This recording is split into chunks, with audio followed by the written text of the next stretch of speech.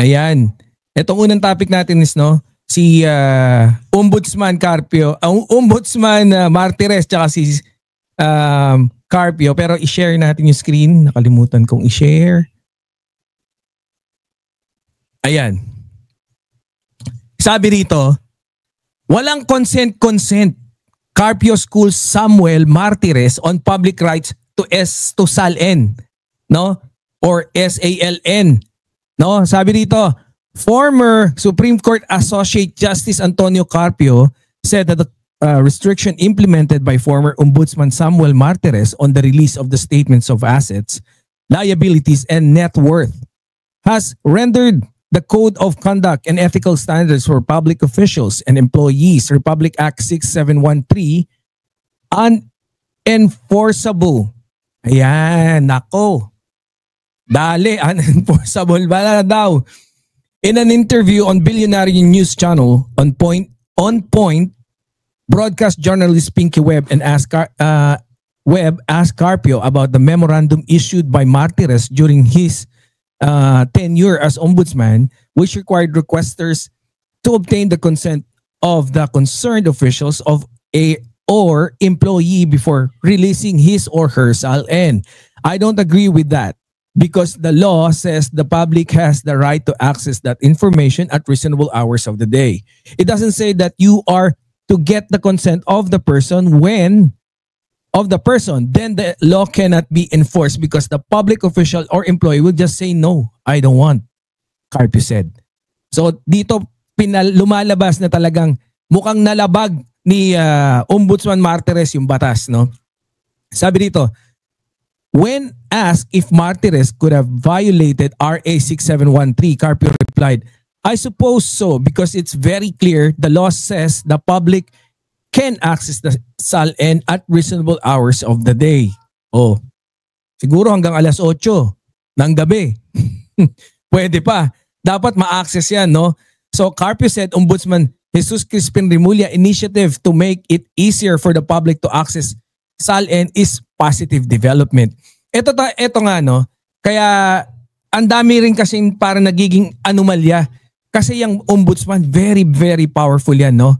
Talagang napakalakas ng or napakadami ng kapangyarihan ng isang ombudsman, no? Na lalo na kung pinapractice niya yung kapangyarihan na yon, no? Para gawin yung tamang trabaho niya.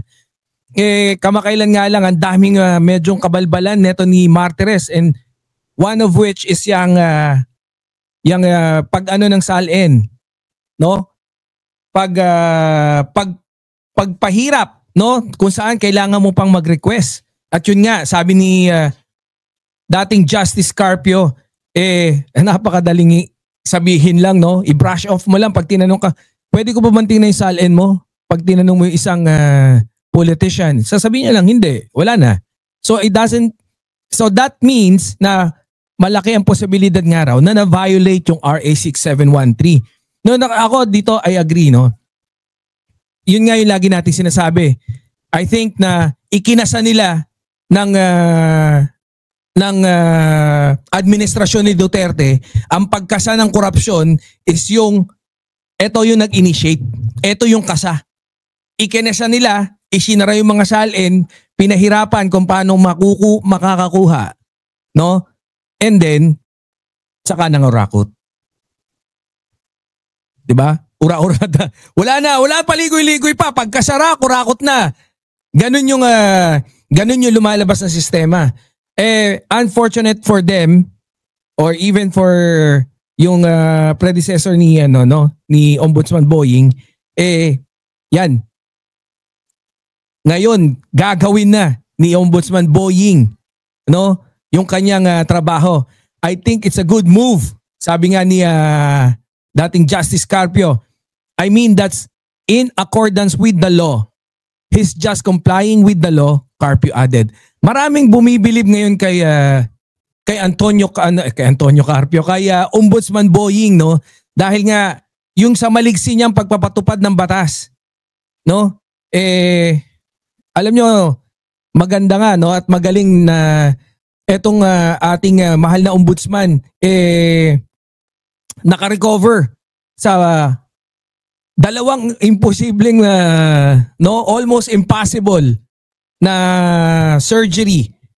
At tayo naman ay nagagalak, no. So sana lagi niyong isama sa dasal niyo, no, kung talagang lalo na't kung believe kayo sa galawan ngayon ni Ombudsman Boying. Ako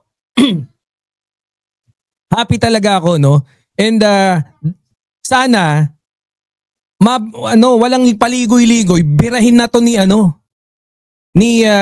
etong si Martires. Birahin na ni Ombudsman Boying to.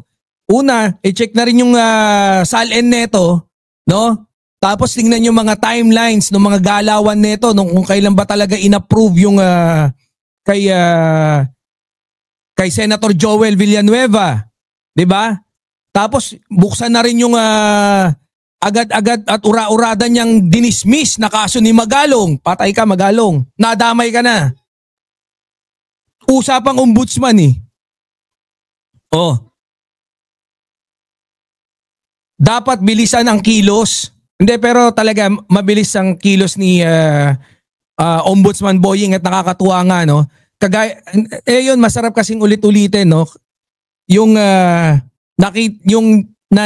parang very time conscious siya. Feeling niya 2 linggo pa lang siya, 3 linggo pa lang siya sa Grabe, ang dami ko nang nasayang na oras. Ang dami ng oras na lumipas. Kahit marami siyang ginagawa, ganun talaga pag busy ka eh. No? And feeling mo, napakakonti ng oras. Ganon pag busy ka. So, yan palakpakan, no, para sa ating mahal na ombudsman. Sana pagpatuloy niya yung kanyang kagalingan pagdating dyan sa trabaho niya, sa pagiging ombudsman. No? At syempre, sana maisalansan na yung mga magiging staff niya para at least makatulong at lalong mas mapabilis yung kilos ng ombudsman. Pero talaga, sana anuhin na to. Dalihin na to. si Ombudsman Martires, no? I-check na yung SALN niyan. Tapos kung kinakailangan sampalin na rin. Di ba, Boss Ador Birador?